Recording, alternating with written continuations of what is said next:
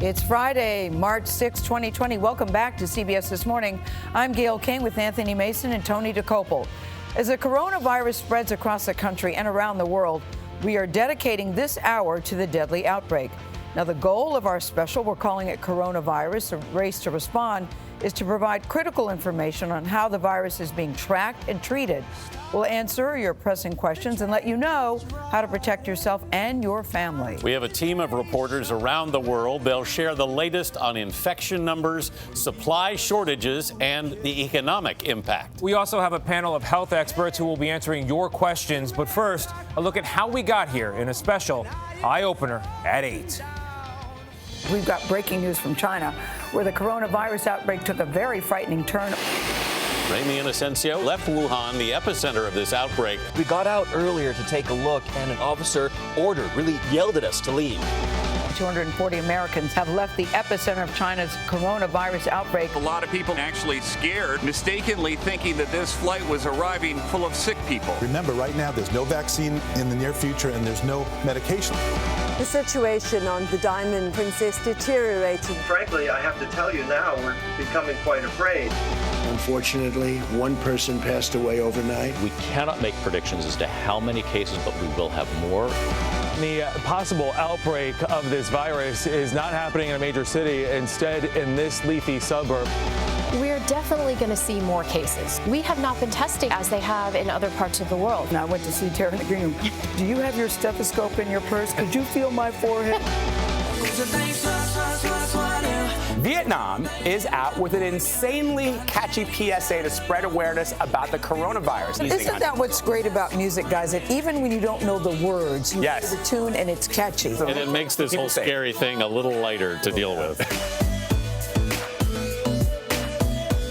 This morning's Eye Opener is presented by Toyota. Let's go places. Welcome back to CBS This Hour. This is a special hour for us because we begin with what we know about the coronavirus. Coronaviruses attack the respiratory system, and this coronavirus causes a disease called COVID-19. Now, most cases are mild and similar to the flu or a cold. The symptoms can include a fever, coughing, and shortness of breath. They can appear 2 days or even 2 weeks after you are exposed. In just over 2 months, more than 98,000 cases have been reported worldwide. The virus has killed more than 3,300 people, but more than 55,000 patients who had the virus have now recovered. The most severe cases have been in older people and patients with pre-existing medical conditions. Right now, scientists believe the virus spreads between people in close contact. That's within about 6 feet of one another.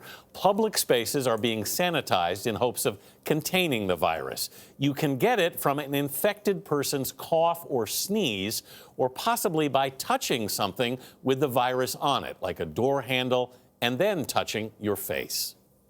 The coronavirus has spread to 6 continents in just 3 months. It was first detected in December in Wuhan, China, where it had previously only been discovered in animals but jumped to people. From there, the virus spread quickly, infecting dozens and forcing the Chinese government to publicly declare an outbreak. And that outbreak soon stretched across all of mainland China and then spread to neighboring countries, including Japan, Thailand, and South Korea.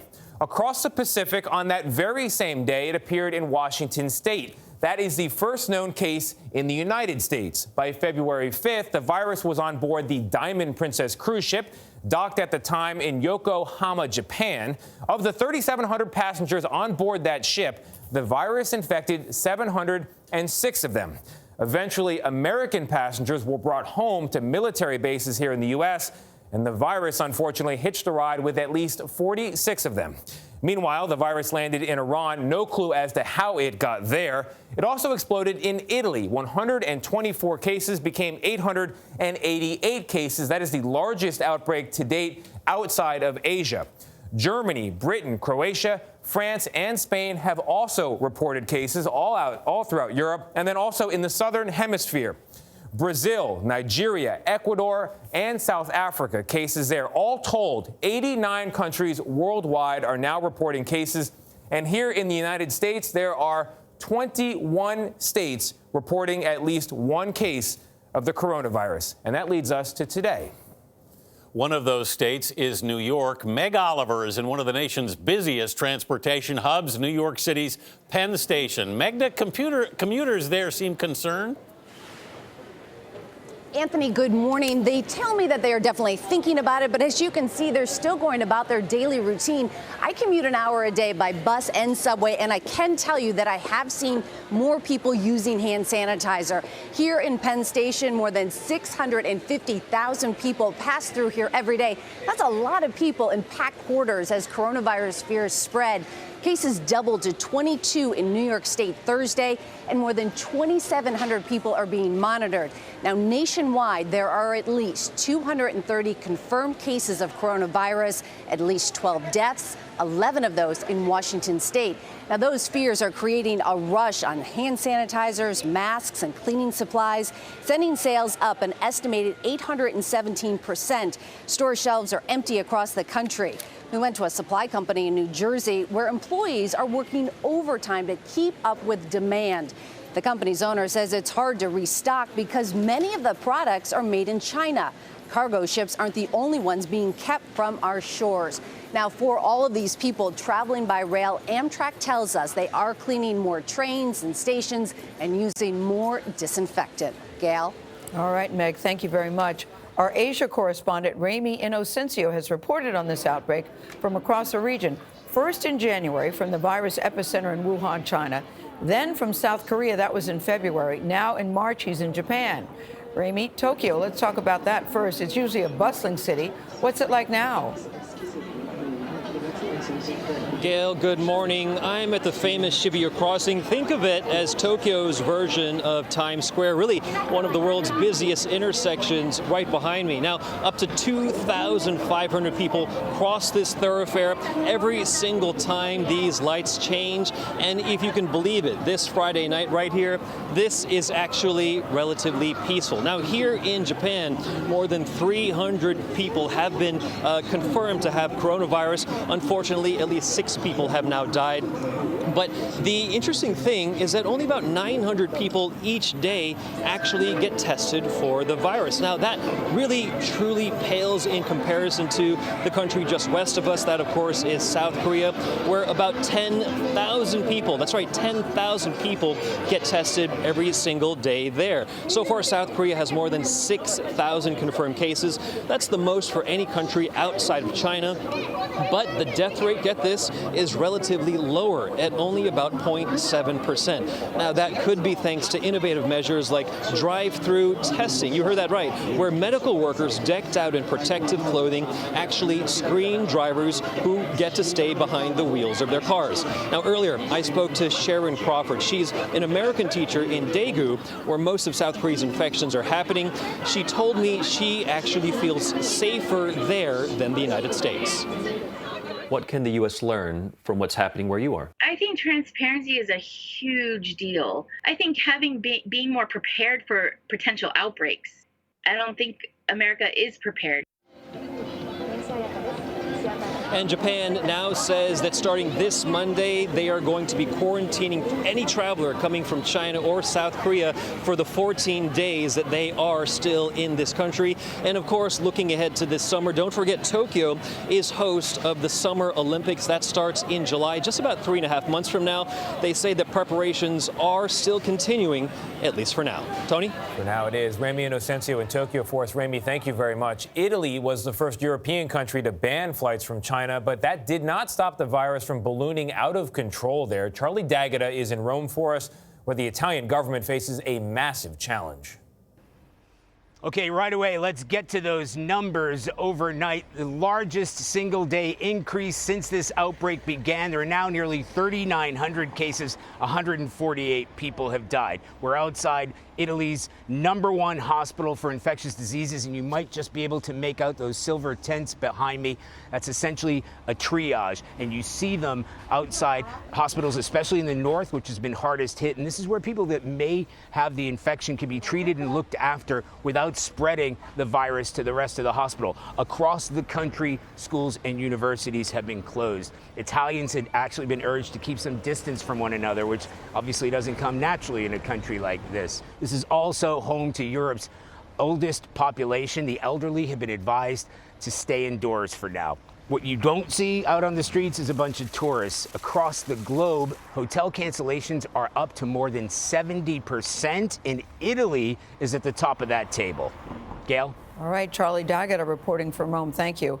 Our Dr. Tara Narula is here with the lessons that the U.S. can learn from how other countries are responding to this outbreak.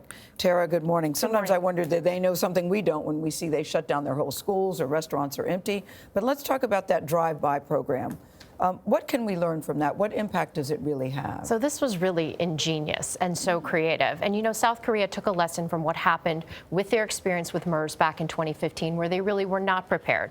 And so in this, you're able to basically drive up, have a sample taken within 10 minutes. You're not exposing others to potential infection. And this gives you really a broad, big picture of the disease. And that's what you need. You're picking up a lot more cases. And what that allows you to do is get a more accurate case fatality rate. So you're screening more people. In addition, it allows you to really isolate where the infection is coming from so you can better control it. And it also allows you to get treatment to people faster. So that broad-based screening is a really big deal. We don't have enough test kits, according to Vice President Pence.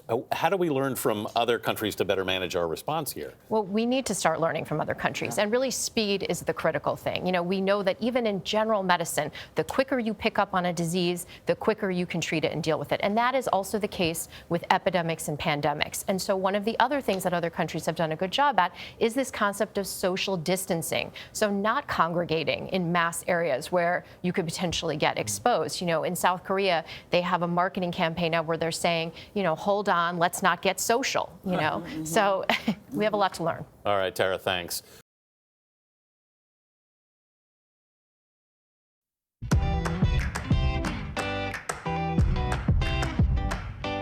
Concerns about the coronavirus have hammered stock markets around the world. The SARS outbreak in 2003 cost the global economy an estimated $40 billion. Now, some predict coronavirus will do even more damage. Carter Evans shows us what may be the first major sign in the U.S. of the spreading economic contagion. The Port of Los Angeles is the largest in the United States. 40% of all shipped imports enter the country here or next door in Long Beach. But now it's unusually quiet. Normally, Carter, you would see about 10 to 12 very large container ships working here at the port every day. None of that is happening right now. That's right. And the reason is that 40 vessel sailings have been canceled thus far. We're a leading indicator for the economy. Gene Soroka is executive director of the port. He says quarantines in China have factories shutting down. Fewer products means less cargo to ship. So this is going to impact everyone. Yes, it will. It's a conversation of national significance. That drop in traffic is slowing job earnings at the port, which is responsible for more than 10% of employment throughout Southern California. But its impact could be felt around the country. This coronavirus is more of an economic disaster than a health disaster. Isaac Larian heads up MGA Entertainment, the company behind popular toys like Bratz and LOL Surprise Dolls. So you've got the number 10 selling toy in the entire world. I have number 1 and number 10 and number 2 and number 4. And they're all sold out? All sold out.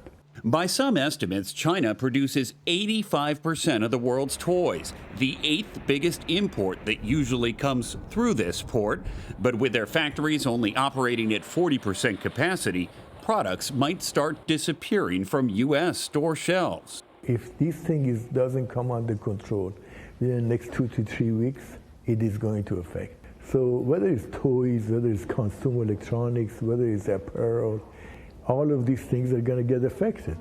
Representatives from the automotive industry and television manufacturers tell CBS News they're closely monitoring supply chains, while a footwear trade group says the footwear industry is seeing an impact on supply and sales from the coronavirus. How is this going to impact your bottom line? Maybe hundreds of millions. Multiply that by all the businesses around the U.S. that rely on this port, and the numbers become staggering. This will be billions of dollars worth of impact. So people can expect to pay higher prices because of the inactivity here right now. Because the supply is not coming in as fast as you and I would like to buy our goods. For CBS This Morning, Carter Evans, Los Angeles. CBS News business analyst Jill Schlesinger is here with what the economic impact of the coronavirus could mean for you. Good morning, Jill.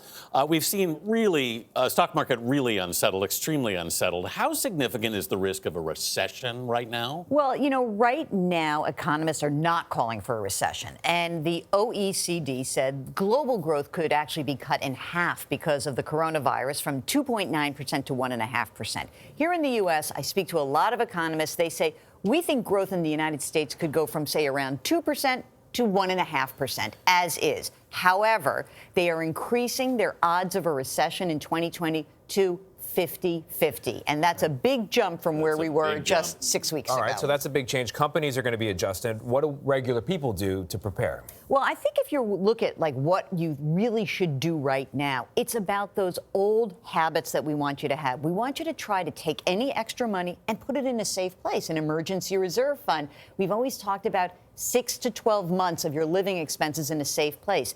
If you are still employed, and we still have a vibrant job market right now. We're going to get a jobs report out, and we're going to have good numbers there. The thing is, if you still have a job and you've got cash flow, don't go spend it on stuff necessarily, but pay down some debt. Maybe you got some credit card debt. Take care of yourself. Build yourself a little fortress. Jill, always a voice of reason. Try. Thank you, Jill Schlesinger. We'll be right back.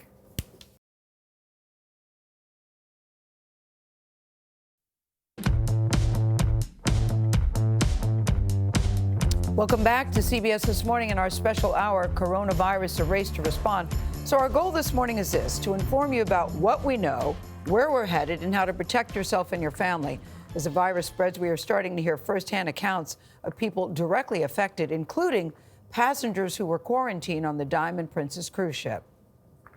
For me, the virus felt like a common cold. My wife and I did Valentine's Day quarantined on the Diamond Princess together. I'm feeling fine. I had a high fever of 103 plus. I've had a dry cough. If I wasn't contagious, I would have been back at work the next day. The coronavirus swept through the ship. I ended up testing positive relatively early on in the quarantines, and I was removed from the ship and placed in a hospital in downtown Tokyo, where I spent exactly 3 weeks. My experience was thankfully very mild. There's no reason to panic. It's just a sickness, and it will run its course. As the virus spreads here in the U.S., we brought together a panel of health experts to answer your questions. CBS News medical contributor, you know her well, Dr. Tara Narula is back with us. We're also joined by Michael Osterholm, director of the Center for Infectious Disease Research and Policy at the University of Minnesota. He knows a lot. And Dr. Ben Gupta, he's a respiratory specialist and global health policy expert. Welcome, doctors. I want to start with you, Michael. Can we just talk about the ship for a second? What do you think when you see that? It is a cruel human experiment. Why? We know that cruise ships facilitate transmission just by the air circulation in the inner cabins, and the Diamond Princess was proof and pudding of that. And every cruise ship where we have this, where you keep people out to sea, it's just a matter of time before many of them get ill. We've got to get them off the ship, get them on land. You can quarantine them there if you want to do that, but get them off the ship. Let's talk about the rest of us who aren't on ships, because I'm wondering how scared you should be. I had always thought, many people think, if you haven't been to Italy, China, South Korea, Italy, or any of the affected countries, and you haven't come in contact with any of those people, that you're pretty okay. You know, right now we have pretty much a homogeneous viral reactor around the world. Meaning so you're that not basically okay. It's not. It's what we knew would happen. We predicted a month ago that we would suddenly see activity pick up in the United States. Today, Seattle has as many cases as many other of the countries that we've mentioned that are having a problem. And we're going to have more Seattles around the country in just the next few days to weeks. So you have to now, just like seasonal influenza, you have to assume that this is everywhere right now, and anyone could potentially be infected that way. So, Tara, in terms of testing, should you only get tested if you have symptoms? Should everybody be tested? What are the parameters here? Yeah, I think it's an interesting question, and certainly there was a change this past week, and so basically that change said that anyone can get tested with the permission of their doctor. But what we're looking at are people who have the symptoms we know are associated with COVID-19, which is fever, shortness of breath, cough. In that, if you have those symptoms, you should speak to your doctor and let the doctor really get an assessment of your clinical picture, what your travel history or exposure history might be, and then make a decision as to whether you should be tested. And at that point, you will be either sent to a hospital or, at some point have it done in the clinic. panic when those lab tests become available. Dr. Gupta, what does the coronavirus actually do to your body? Basically, at any point of entry to the body, the sinuses, the oral pharynx, your gastrointestinal tract, what it does is it invades the lining of those cavities, causes local inflammation, and that's when you have symptoms. That's when you have shortness of breath. That's when you have cough. You have a runny nose. And we're also seeing you sometimes have GI symptoms as well. And so that is what's happening at the cellular level. Do you always have symptoms? Do you always get symptoms? So one of the interesting dynamics here is that we're seeing potentially asymptomatic transmission here, where people are not actually demonstrating classic symptoms of cough, shortness of breath, fever, but they're able to transmit the disease. I will say one thing on testing. One of the struggles we have, and everything Tara said is absolutely correct, is we don't know these emergency tests that are coming that are just cleared by the FDA. Who knows how they function in the field? We have no idea. We don't know if they're going to work, you're saying? Well, we hope they do, and I hope they're better than what was initially deployed 4 weeks ago to the States. But who's to say how they're going to actually function in the field? Are they going to be highly sensitive enough? We hope. That's the key piece, and that's the unknown. Michael, are we prepared for this to spread across the country? Well, we're prepared in the sense that we know it's coming, and we know that our healthcare facilities are going to have a major increase in load. That's not an issue of debate. What is a concern is how prepared are we at the healthcare level in particular? Are we prepared? And we're not. We have 45,000 beds in this country for intensive care medicine. On any one given day, they're filled. Can you get this can you get this, not know you have it, and recover without being treated? Yes. In fact, the vast majority, what we now know is that in the first day of your infection, where you're actually putting virus out, you may not even have symptoms, as we just heard from Dr. Gupta. But then we know that over the next 3 to 5 days, you have this upper respiratory infection, just like the flu type of picture. For some reason, a large risk is there for people who are over age 55, 60, who have underlying health problems, for the virus then getting into the lungs and then causing the additional problem. The vast majority of people will never experience that. They're just going to have those first couple of days of respiratory symptoms. And they can get through it. And they won't even be treated, and they'll be fine. But they might infect others. Dr. Gupta, we have a question from a viewer in Minnesota, Lori. Let's listen to that. I would like to know how long the virus lives on the various surfaces. It's a good question. It's such a good question. Yeah. And I think what we know now, we have studies that show it depends on ambient temperature, number one, and then on the surface. And so depending on the temperature, if it's say 70 degrees, you can see fomites, basically the virus particles, live on surfaces like paper or steel up to anywhere from 2 hours to 9 days. But if it's ambient, if it's say 60 to 70 degrees, longer lifespan. If it's hotter or colder, shorter lifespan. Michael, another viewer asked a question: should we be limiting our air travel and gatherings of large numbers of people? South by Southwest is scheduled for next week. And right now, it's still on, those kind of gatherings. You know, today, if you're someone who is over age 55, you're someone who has underlying health problems, I would say don't put yourself at risk in being in those large gatherings. Younger age populations have seen very little serious illness. In fact, no one in Korea under age 30 has died. In China, only 2.1% of the cases were in people 19 years of age or younger. So again, I think we have to start looking carefully. One of the areas that we're very concerned about is school closings. Mostly today, the illness is going to be in adults, and if it's not in kids, should we be closing schools? Well, maybe yes, if they're shedding the virus. They're getting getting infected, not sick, and shedding the virus, and we should. So, yeah, at this point, distancing for people with underlying health problems, though, is a real, I think, important issue. Tara, we want to do a quick reality check on some of the things that we've been hearing about. The first, a face mask, which are getting a lot of attention. Do face masks actually protect you from the virus? No, right? And we've been trying to make this point loud and clear. The Surgeon General tried to make this point: stop buying face masks. So the surgical masks that you see everybody walking around with are not able to prevent those viral particles from getting to you. They can go around. They're not, fitted to your face appropriately. The N95 respirator masks that the healthcare professionals use are meant to keep out 95% of very small particles. We should save them for the healthcare workers. We should, yes. Michael, is this more or less contagious than the traditional flu? You know, this is just like influenza in every way possible. And the way I describe it, it's like trying to control the wind. You know, anyone that would suggest trying to stop a seasonal flu year by trying to control it somehow, it would be laughed out of the room. It's really about either vaccine for flu. This one, we don't have a vaccine, so we're pretty much at the whims of this kind of respiratory transmission. Dr. Gupta, we've been talking about people, but what about pets? I mean, this came from an animal. Can it go back to an animal? A lot of people asking about pets. You know? Yeah. There's a case of the dog in Hong Kong, I believe, that tested weekly positive for the virus. What I can say, the evidence that exists today suggests no. You cannot actually acquire coronavirus from a pet.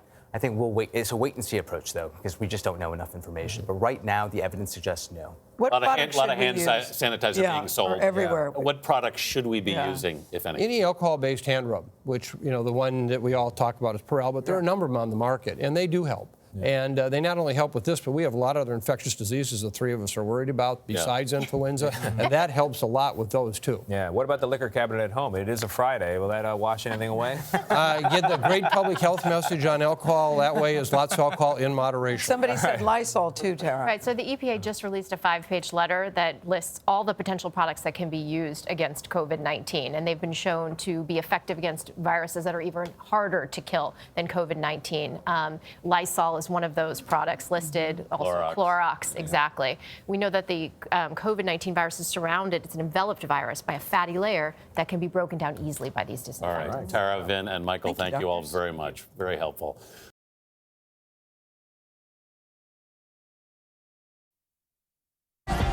Along with a growing number of infections, the coronavirus is spreading fear and discrimination against Asian Americans. Restaurants and other businesses in cities from New York to California have reported big drops in sales. We're also learning about reports of racist incidents at hotels and bullying of Asian American students.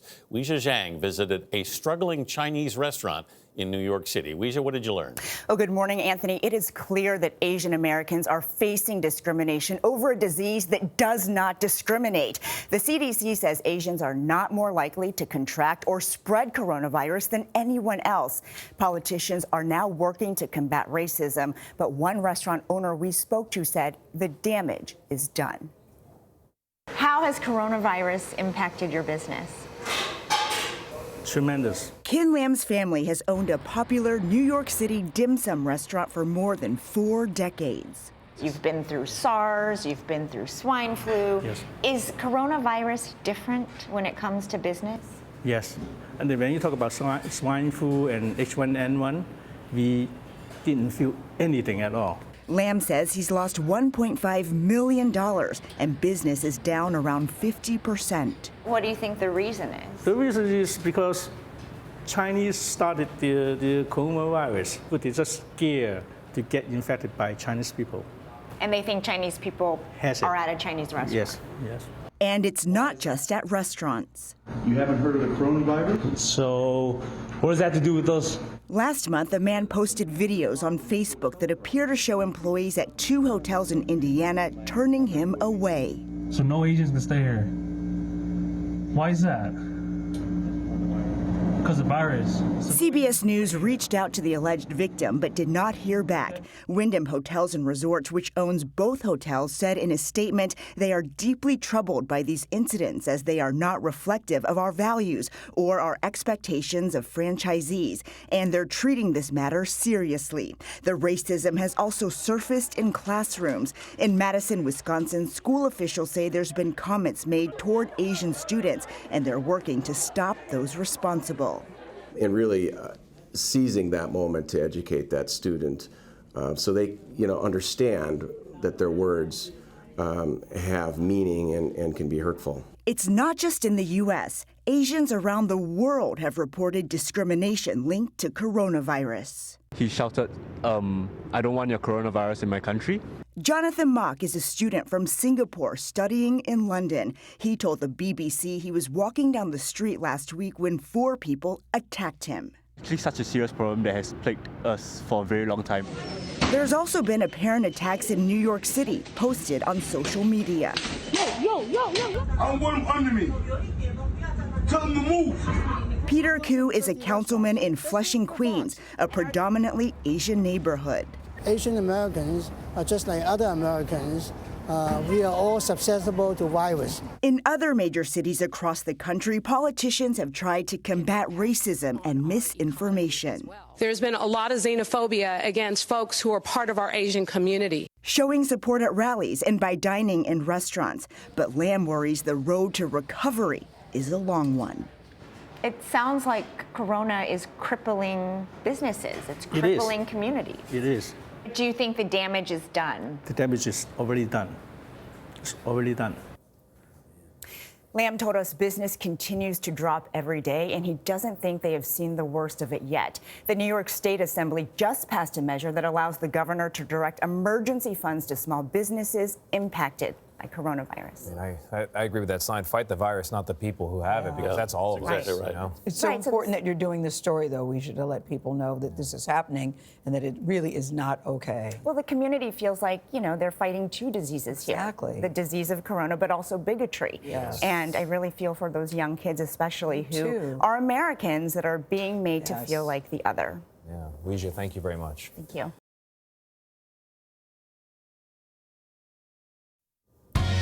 Before we go, our goal in this special coronavirus, the race to respond, is to provide you with critical information about the virus and how you can protect yourself.